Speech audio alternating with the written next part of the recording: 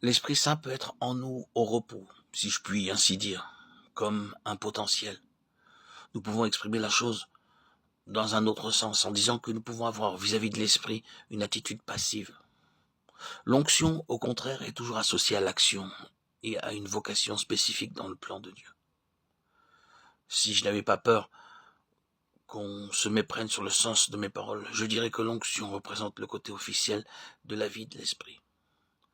Quand on emploie un terme comme celui-là, ceux qui n'ont pas de ministère proprement dit, et qui, parce qu'ils n'ont pas de ministère proprement dit, se considèrent comme les chrétiens ordinaires, l'arrière-plan anonyme de l'œuvre de Dieu commence tout de suite à se représenter une classe spécialement ointe, et qui est pour eux la classe officielle.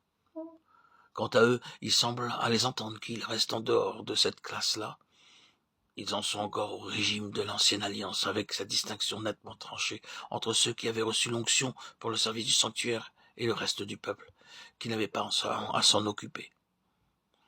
Si vous nourrissez de telles pensées, bien-aimés, il est grand temps de vous en défaire et de voir les choses comme elles sont sous le régime de la nouvelle alliance.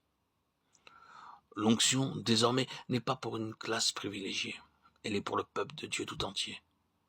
Du reste, dans la pensée de Dieu, il n'en a jamais été autrement. Même sous l'ancienne alliance, si Aaron et ses fils étaient mis à part en vertu d'une onction spéciale, ils l'étaient à titre représentatif. Ils constituaient en réalité une délégation de tout le peuple.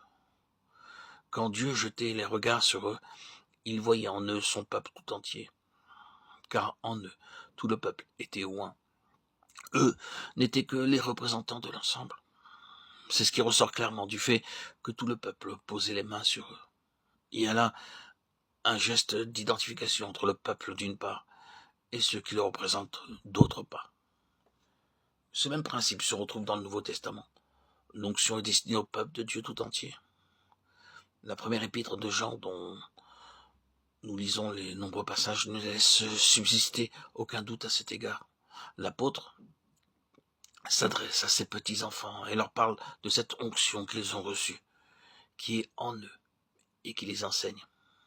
Ainsi, lorsque nous employons le terme officiel, nous n'avons pas à la pensée une classe spéciale d'enfants de Dieu. Ce que nous voulons simplement dire, c'est que, en matière de vocation, de service actif, de programme divin, c'est l'onction qui constitue la mise à part. Prenez votre Bible et vous verrez que d'un bout à l'autre, il en est ainsi. Dans l'Ancien Testament, vous verrez que partout est toujours l'onction apportée avec elle un élément d'action en rapport avec la réalisation du plan de Dieu. L'onction déterminait une action et supposait une vocation. Elle comportait, pour celui qui en était l'objet, une certaine position au sein de son entourage, une certaine dignité, pour ne parler que de ces caractères-là,